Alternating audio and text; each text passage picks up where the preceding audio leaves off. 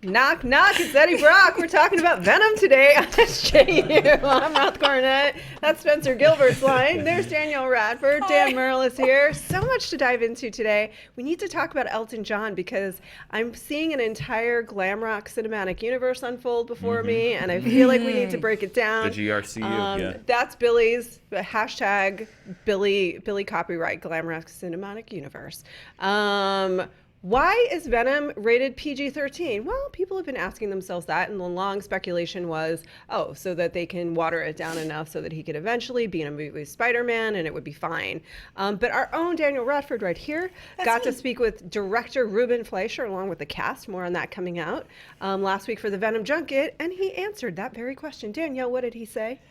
So essentially it's not, from what he says, it's not because of Spider-Man. It was always planned that it was going to be a PG-13 movie.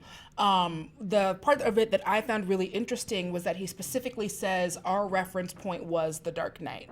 And, if you can do that pencil scene in a PG-13 movie, then that gives them a guide of how many heads they can eat or whatever.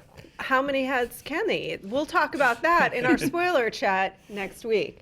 I do kind of wonder, though, is that like tripping and then being like, is that like the retro excuse, or is that the real reason, do you think? No, it's not the real reason. I don't know. He was very, very kind. I'm thankful and grateful that he gave me and us that time. He was guarded because, there's stuff. Anytime I would bring up something having to do with a Spider-Verse or a Spider-Man appearance, it was always like, well, wouldn't it be exciting if we could intersect with other worlds? We just want the audience to be entertained by our movie. Sure, which is a lofty goal, but a fair one, I think, when you're making a film. So, nothing from anyone today. I can't win. I feel like The Dark Knight, though, he's right. And it's something I think we haven't thought about before. Like, when that movie came out, you wouldn't have had any expectation that it would be anything other than a PG-13 movie, because an R comic book movie like that just didn't exist. So in a way, if you look at that and you say, well, clearly, if you can make that movie PG-13, you could do Venom PG-13. There is something to that. Yeah. I mean, the only reason that Venom being rated R is in anyone's head is because, you had the Blades, which were all the Blades are rated R, if I'm not mistaken. The last one. Not the last one. Yeah. The good Blades. All three of them are rated R. All three of them are? I thought Team Blade didn't. Oh, yeah, because Ryan Reynolds has like the most profane improv of all time in the third one. So if that's PG-13, then okay. I don't want to be R. But I think that the mainstream superhero movies, without Logan and Deadpool, I don't think anyone would ever question why this movie wasn't rated R. It just lives in a world now where rated R movies actually can work. But it seems like a character that would make sense. I'm very curious to see the movie, to see if I see where they could have or should have made it rated R, or if it's like, yeah, it's fine. Yeah, I cannot wait for you to see it. I can't wait to talk about it. Yeah, it happens on. Dan and I will be seeing it on Tuesday. Much more on Venom coming out this week. Danielle's full article can be found on fandom.com. I wrote words, you guys, with my hands. She wrote words. We will have the link to that in the description below to her chat with Ruben. That's just the first of it. There's 2 other pieces coming out from the chat with Ruben that we'll have out after the movie opens, because they touch on some slight minor spoilers. And then we will have the interviews with the cast later this week. So thank you, Danielle. Now, Dan asked an important question. Spencer, say a word so that I can skip to the next thing. Oh, to the next thing? Well, the question I have is probably one that Danielle can't answer, because you've seen the movie, right? Yeah, I've seen the movie. Well, can you just, I won't ask it, because even your face will reveal, is making it PG-13 so that they could play with other universes. Do they take advantage of that? That's an excellent question. That's an excellent question. And that kind of determines how I feel about it. Because, all right, if they do that so that they can put Spider-Man in the movie, cool, fine, I get it. But otherwise, you just want to have that headroom, pun intended, of an R rating, so that if you want to bite a head off, you can. I think maybe heads get bit off. I don't know. I haven't seen it yet. I do know that we will be talking about those spoilers, and we'll do a spoiler review, and we'll dig into all those things for the weekend. Yeah. There will be the Venom review on Tuesday. But for now, we talked about, what could have been left out of the movie? Well, Tom Hardy, in a totally separate interview, has some thoughts on that. Billy, update us. With the update. This is breaking news. This this is just not a good look for Tom Hardy or for the studio. I don't know why he would have said this, but he was talking to comicsexplained.com at the junket. They asked, what was your favorite scene to film? And he responded, things that aren't in this movie. There are like 30 to 40 minutes worth of scenes that aren't in the movie, all of them. Mad puppeteering scenes, dark comedy scenes. You know what I mean? They just never made it in. Wait, mad puppeteering scenes? Yeah. What is... What? Your guess is as good as mine, but There's a you whole will never know. Malkovich subplot. Out of Venom. What would... Wait. Oh, They I mean have like so the many Venom questions. prop, right? Like, or they made a puppet Venom. I assume that they're like working with the tentacles. Is it stop motion? I'm so confused. Where does this? Well, you've seen it. Is there any puppeteering? It makes it. I'm more confused. Is there a puppet-shaped hole in the middle of Venom? Only you can answer Oh man, it. what? You know, the only thing that could have brought that plot thread together? Puppeteering. Yeah, mad puppeteering, puppet-shaped hole in the middle of Tom Hardy's little heart. That's sad, and why? That'll be interesting to once we see the movie to see if it needed more puppeteering, which most things I think we all agree Mostly, do. never a bad choice. Yeah. It's very rarely Yeah, a bad choice. Yeah. fair. So it was mad puppeteering. What else? Dark comedy. Dark comedy scenes. Okay. We will report back once we see Venom. We think it needed more of those things. Meanwhile, Tom Hardy. God, I love Pushing him. the director's cut. Pushing the Is that what you think the it is? future DVD release. Didn't they of Venom. already start pushing that? I mean, that's what he's doing, right? It's like I there's think 30 good minutes they've you're not already seeing. started pushing the director's cut of this movie. Which is always Unrated, a little- mad puppeteering. Before the movie comes out, yeah. It's like, Does that you can't say anything? I can't say things. But does that make us worry when people start pushing a director's cut before the movie comes yes, out? I want to trust that if I'm going to go see a movie, that I'm watching the one that you want me to watch, and not some 0.7 version of whatever you actually really wanted to do. Like, It's no, Venom I wanted to beta. see the movie you wanted to make. Yeah, So- Ruben Fleischer, when speaking with Fandango, this was about a month ago now, when asked about an unrated cut, he said, I wouldn't rule anything out. We'll have to see where it lands, I guess, but I wouldn't rule it out. He doesn't rule anything out. Let's be real fair to Ruben. He's taking. I feel Nothing like is ever ruled out. in some of his language, he feels like he's taking from the Kevin Feige playbook. But for some reason, when Kevin Feige gives you, he should run for some kind of office, because when he gives you a non-answer, it still could feel like he's giving you an answer, and almost no one can do that. You know, effectively like bait and switch you and Jedi mind trick you enough that you think you got something, but you definitely didn't. I just, the answer I love to hear when somebody asks about an alternate cut of a movie is like the Peter Jackson Lord of the Rings answer, where they say, you know what? The theatrical versions are all you really need. Those are the movies I wanted to make. But if you want something that has a little extra story, and if you're a big fan, then please go watch this. But, Peter Jackson's never like, these are the definitive versions of my films. He was like, I love those movies, and those are the movies I wanted to make. These versions have a lot more stuff in them, and I'm proud of these too. But, it's not like I'm shoving off, these movies. Like, that's what you want to hear. Is like, I love the movie that I made, and, maybe this other thing. Not that he's saying that. That's a very, you're right, very nebulous quote. As he's been a very good director. Like, Sony should give him all of the director pats and things, because every question he's been asked, he's been very non-committal. He hasn't tipped his hand. He hasn't been a Tom Hardy about everything. He's been very, very good. So. If only we had the puppets, you guys would have liked this movie. All right, well, we'll let you know about Venom and puppets as we can. In the meantime, the Rocketman trailer came out, and we were talking about. I don't know if you guys like musical bio films at all, but let's talk about some of our favorites, what we thought of this trailer, and a little bit how we think it is similar or dissimilar from the upcoming Bohemian Rhapsody, and if there is indeed a glam rock cinematic universe unfolding, and if there is, I want in on it so bad. Yeah, what's your pitch? Who else are we including? There's one big fish. Bowie. If you're doing So- Queen, and So there is okay, couple of things, because I think that's a very important question. Thank you for asking. There's already Velvet Goldmine, which wasn't officially Bowie, but it was basically Bowie and Iggy Pop, right? So I love that movie. That movie exists. But that doesn't mean that we can't see Bowie. And I think it was Jonathan Rhys-Meyers played the Bowie character, and Ewan McGregor played the Iggy Pop, I believe. So that doesn't mean they can't be introduced to this cinematic universe. Also, Avengers moment would be the making of Pressure, which they just stumbled upon each other. I have a question though. Yeah. These people all exist in our universe and all have met and interacted with each other in real life. So is this cinematic universe where they're like their alter egos and there's magic involved, or are they just rock docs that focus on when they met? That's an important follow-up question, and I do have an answer for you. So this movie, I like the tagline is based on a true fantasy, and it looks like they really do have magical realism in it. So I feel like he's then the Doctor Strange of the glam rock cinematic the GRC, universe. yeah. And in that sense, yes, we can have magical elements and things that are outside of the bounds of our reality. But you're great at interviews, Spencer. Like, these are really good Yeah, follow-ups. well, I'm just wondering, are they who we know them as? Are they musicians, or are they fighting crime or saving the world? That's an important, I think that at first we establish them as the musicians that we know them as, right? And then we start to introduce these sort of fantasy elements and the magic that we see going on here. And eventually we uncover that it's, not unlike a little different than Gem, but like Gem in that they were definitely working with the government. At what point do we bring in Angela Bassett as Tina Turner? Oh, immediately. I mean, we're She's late. the Nick Fury of that universe. She's the uniting common thread between every movie. Obviously, She just comes in shade. Yeah, exactly. Yeah.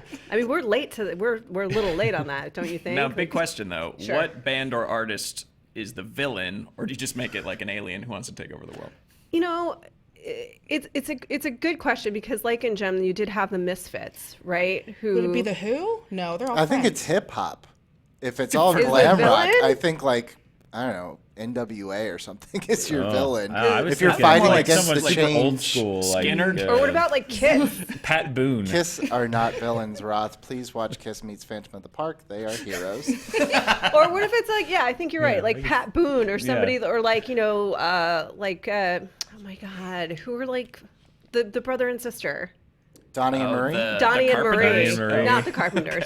Donnie and Marie, or something like the old school, Yeah. like people that don't get glam rock. Yeah. Ooh, Pat Boone is on a mission to try to remake every glam rock song and make it more appropriate, Yeah. like he did with other songs. Yes. Yeah. And then they got to team up and stop him before he ruins music forever. Yes, that's the villain. Okay, great. We are making a really good cartoon for Funimation right now. But there was another musical moment really quick, and then I want to hear about the trailer. Billy, tell the story about Elvis. Oh, so if you were going to do like a rock and roll type of cinematic universe, not just necessarily glam rock, there was a moment. This would be your Avengers movie, by the way. Look it up. It's called The $1 Million Quartet. Elvis Presley, Jerry Lee Lewis, Carl Perkins, and Johnny Cash all happened to be at Sun Records at the same day. They just were like, hey, let's just pick up some instruments and jammed. Never before, never again. Just one day, four of the greatest rock and roll icons of all time just happened to be sitting around playing together. For our glam rock cinematic universe, though, we have to get Prince involved, obviously, at a certain point. And he's like Funk Prince at that point, too. Yeah. God, he was like 16? Yeah. And then, but he started like he was very young when he started. he When was the a first baby. album was released, it was like what, 19? Mm-hmm. Yeah. Good. This Can I is just glam say, by the rock. way- And he's like, can I play a song for you? And he plays, Purple Rain, and Elton John's like, you shall be called Prince from now on. I think they build him like Vision. Like they just assemble him in the lab out of pieces of other glam rockers. I just have to say, in the chat, Kiana said, why does this sound like a Scooby-Doo straight-to-DVD movie? Because it is. Because it is. Exactly what it 100%. sounds like. Frankly, The it's a premise, Scooby-Doo yes. Where did the Globetrotters come in? theatrical release. This is the best Scooby-Doo ever. I swear, one of these days I'm going to do my documentary about the Washington Generals. The Washington Generals. Oh God, suck. I really like our Scooby-Doo episode, you guys. Did you like the trailer? I mean, it's more of a teaser than a trailer. I feel the way I haven't seen much from a Bohemian Rhapsody other than the trailers, and I haven't seen much from this movie other than the trailers. And my feelings on both movies are almost exactly the same, which is that there's great talent involved with both of them. They both have the potential to be good. or they both have the potential to be what I call wig and teeth movies, which is it's a biopic, but except it's all wigs and teeth. That sounds like British slang for something. Yeah, it does. Wig and teeth. He's going to be wig and teeth in it. It reminds me of that episode of Extras where it's like, we're a little too old to be putting on the wigs and glasses, aren't we? Yeah. Like, I can't tell if wig and teeth is like awesome or just a straight up battle. Now I can't unsee it. So, I can't unsee I it. hope that it's a good movie, but they both have the potential to be He's got a spot of wig and teeth. wig and teeth movies. Oh, God. I will tell you my one thing that would tip me. I actually like the idea that it's bringing in these fantasy elements because it's like a way to distinguish it. And it's pretty true to Elton, but I like Taron Egerton.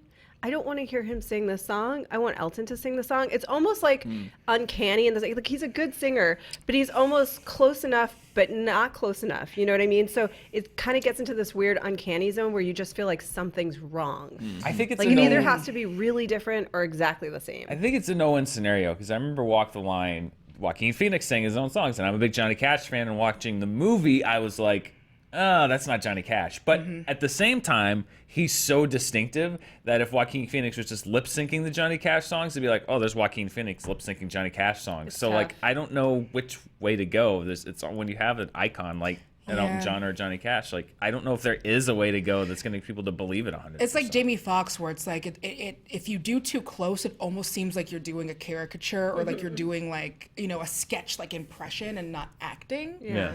So yeah, you do have to find where's the balance in that. I think you that's have to why I walk the tend line? to walk the line's fine. I tend to either just feel bleh about these movies or skip them entirely because music docs exist and these people were real and there's lots of footage of them and they had insane lives and sing just how you remember them sounding.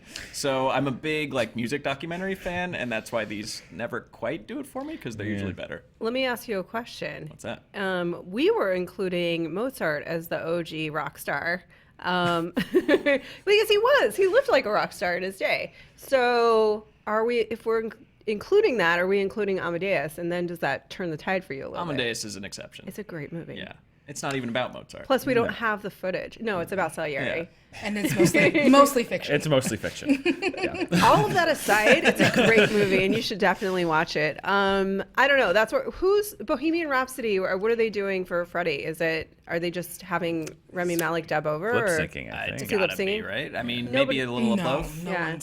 I mean, that's an impossible ask. Yeah. Well, you have what's his name now doing it with Queen. Adam Lambert. Adam Lambert, and he sounds pretty close. But still, if you're going to make the movie, you should just use Freddie Mercury, right? Yeah. We'll see. We'll see. All right. Crazy Rich Asians is the highest-grossing rom-com in a decade. No one is surprised. This movie is I'm not. I'm surprised. You I mean, are? I'm surprised. Well, coming into this movie, it certainly was not hyped as the Well, I highest meant grossing. now, after it's done now. so well. Oh, yeah, now. Yeah. Yes. But That- yes, at first it was a Yes. big At big first, it was surprise. a big hit. surprise, yes. Yes, this is via the HuffPo.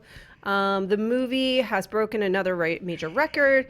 It is the highest-grossing rom-com since The Proposal. Speaking of Ryan Reynolds, which we were not, but he was in that movie. It's made 165.7 million as of this weekend, Dan. That's a lot of money. I think I was looking at the numbers yesterday. I believe now the only one that's grossed higher is recently is My Big Fat Greek Wedding, Yeah. which is not going to catch, but still that's pretty intense. It also beat one of the movies that it was largely compared to, Sex and the City. It's made more money than that. And I think that director, it's compared to just in terms of it's traveling, it's around the world. It's like a big, it's aspirational, Yeah. look at these crazy lives that no one else could live. All right. It's like Guess I see it. if Goop was good, the movie. or like Sex and the City really might be Goop the movie. Don't you think? I don't know anything about either one of those things. So I just know that every cannot time I speak open up to my mouth that. about Goop, someone yells at me and calls me says I'm starting to start a class war. Oh. Is that right? That's right. Oh, you're the one trying to start the class war. Like a class war with Gwyneth Paltrow? Like she's the Yeah. one person. They're gonna that throw you- jade vaginal eggs at the proletariat until they exactly, slowly get poisoned. I didn't know. Oh, good to know. Anyway, sequel is in development, unsurprisingly, and I think it's awesome. Don't you think that Sex and the City would be Goop the movie, though? I don't want to. Yeah, Yeah, I could see thank it. you. That's it. Needs more pizza stones. I don't know. I didn't know enough about Sex and the City. Is there like a Gwyneth Paltrow in the 4? Because she's a very unique type of crazy rich white lady. Not really. If you put all 4 of them together, they form like Voltron into Gwyneth Paltrow. Exactly. And she fires vaginal eggs. Exactly. Jade vaginal eggs out of her arms, and they poison. Carrie is technically the down to earth one, right? She's a writer she's a writer, so they actually put her in an apartment that's about the size that she would be able to afford. But then she also spends insane amounts of money on shoes. Yep. And that's very confusing. And designer clothes. And, yeah. But if you put like Samantha's wealth, and I'm not doing this. I was just surprised that Spencer went with Crazy Rich White Lady instead of Crazy Rich Caucasian. Yeah, there you go. Thank you, Dan. You're welcome. Well, you got it 90% of the way. Yeah, got me over the top. Just let you ended on their writing process, y'all. Yeah, that's how it works. Yeah. How much of a rom-com boom do you think we're going to get? Mm-hmm. Oh, definitely. Oh, for sure. Especially, now Crazy Rich Asians, obviously, all the set pieces and the traveling. But if they've once, and I'm sure they already have, they figure out that you can do that and not spend as much money as they did and make all of this money, we're going to start to see a lot more. I mean, Netflix is already eating rom-coms lunch left and right. They got I've seen 2 of them on there that were like, there was some money put into this, and they just put it right into Roth's veins. Yeah, but they're not supplying me because they haven't released a new one in a little while. It's been a while since I saw All the Boys I Love before Netflix.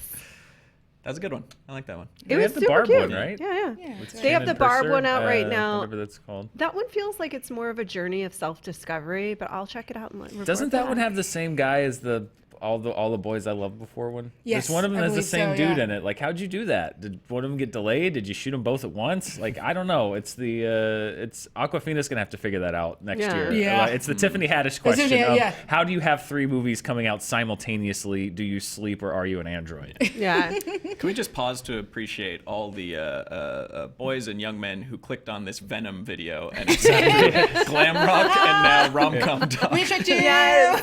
No, we just want to thank you because I suspect you're enjoying this conversation too, Yeah. and that you have not clicked off. No shame. There's also a Get you a man who can do both. Yeah, there's also a musical rom-com that's coming out soon too. And I can't remember the name of it. I'll tell you, but it's the one with the it's like English black people singing and being in love. Tell me that's the name of it. That's the That's secret. my ticket. Crazy Rich Asians, very literal, on the nose title. That's the new thing. Is literal titles of movies. Say the title again so we can all buy our tickets. Oh, English black people singing. And falling being in in love. Being in love. Yeah, that's an important part of that title to understand what the movie is about. We've done it, Spencer. Happy Monday. Happy Monday, Dan. Happy Monday. Yeah, we have Charting with Dan later today. Honest Trailer commentaries tomorrow, along with the Honest Trailers, but you already knew that. And the Venom review will go tomorrow at 7 p.m. Live. Yeah. Danielle and I The are new burning the studio. 7 p.m. oil. Yeah. All right. And if you Pacific Pacific Eastern Standard Time. time. Pacific time, if you're in 3 Los a.m. Angeles, if you're in London. yeah. Sorry. If you're in LA, it's 7 p.m., but lots of other times in other places. But if you're in LA on Tuesday night and you want to watch the review later, you can come see me live talking to Mark Bernardin on the Fat Man on Batman podcast, talking about Castle Rock. It's at the Scum and Villainy Bar. So it'll be fun. Okay, bye. All right. It's been a good show. Yeah. Thank you. Happy Monday.